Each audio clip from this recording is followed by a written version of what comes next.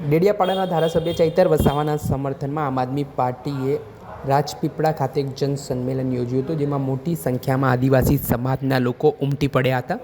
જે રીતે ધારાસભ્ય ચૈતર વસાવા સામે થોડા સમય પહેલાં વનકર્મીને મારવાના કેસમાં ગુનો નોંધાયો હતો અને તેમને કોર્ટે 7 વર્ષની સજા સંભળાવી હતી.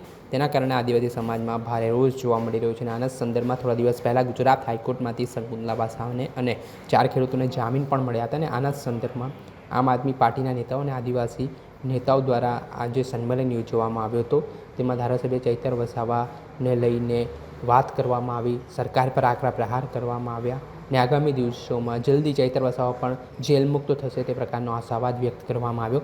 ત્યારે આ મામલે શકુંતલા વસાવા જેલમાંથી બહાર છૂટ્યા બાદ તેમણે સમાજને શું સંદેશો આપ્યો, જેલના અંદર જે પીડા, જે વેદના તેમને ભોગવવી પડી, તેને લઈને તેઓ શું કહી રહ્યા છે તે સાંભળો. કાલે અમને હાઈકોર્ટ દ્વારા મને અને મારી સાથે 4 ખેડૂતોને જેલમાંથી મુક્તિ મળી છે. નામદાર હાઈકોર્ટનો અમે આભાર માનીએ છીએ. અને ધારાસભ્ય ચૈતર વસાવા વન વિભાગના કેસમાં અમને સજા કરવામાં આવી હતી. આ સજા ભાજપ સરકારે ખોટી રીતે અમને જેલમાં ફસાવ્યા છે, પણ એનો જવાબ 2027માં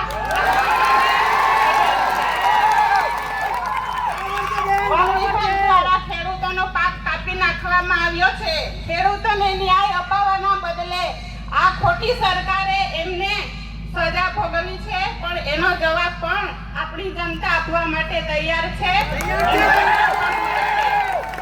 આજે ધારાસભ્ય ચૈતર વસાવા આદિવાસી સમાજ માટે ઘણી લડત આપે છે, ત્યારે આ ભાજપ સરકારને ગમતું નથી, એટલે રાજકીય કિન્ના કરી રાખી ખોટી રીતે એમને વારંવાર જેલ ભોગવે છે, પણ એનો જવાબ પણ આ જનતા આપવા માટે તૈયાર છે. અમને 2027માં જ્યારે આ કેસ થયો હતો ત્યારે અમને સેન્સન કોર્ટ દ્વારા અમને જામીન મળ્યા હતા, પરંતુ અમારી તારીખ અમે દર મહિને ભરતા હતા. મહિનામાં અમને 2 તારીખ પાડવામાં આવી. કેસને ખૂબ ચલાવવામાં આવ્યો. એ લોકોએ ખોટી રીતે સજા ભોગવી છે, પણ એનો બદલો પણ જનતા આપવા માટે તૈયાર છે. તમારી આશીર્વાદથી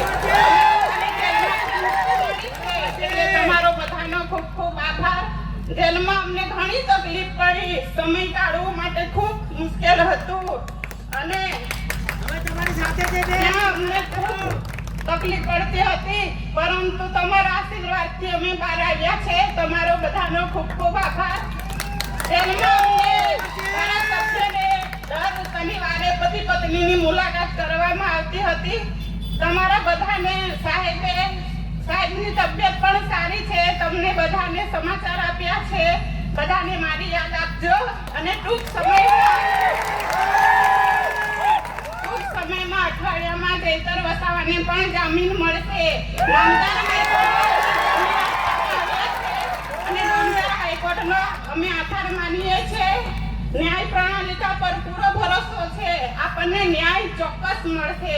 સત્ય પરેશાન થઈ શકે છે, પરંતુ પરાજિત થઈ નહીં. સત્યનો હંમેશા વિજય થયો છે. તમે બધા મોટી સંખ્યામાં આવ્યા, અમને સમર્થન આપ્યું, એ બદલ તમામનો આભાર. જય આદિવાસી, જય જોહાર. જે આપણે સાંભળ્યા હતા શકુંતલા વસાવા, તેમનું મહત્વનું નિવેદન સામે આવ્યું છે અને જે જેલમાં યાતના ભોગવવી પડી તેને લઈને તેમણે વાત કરી છે. સાથે તેમણે આદિવાસી સમાજ માટે લડવાની તૈયારી દર્શાવી છે. આગામી સમયમાં પણ જ્યાં પણ સમાજને જરૂર પડશે ત્યાં ખભેથી ખભે મળીને ઊભા રહેશે તે પ્રકારની પણ વાત તેમના દ્વારા કરવામાં આવી છે અને આના જ કારણે રાજકારણ ગરમાયું છે.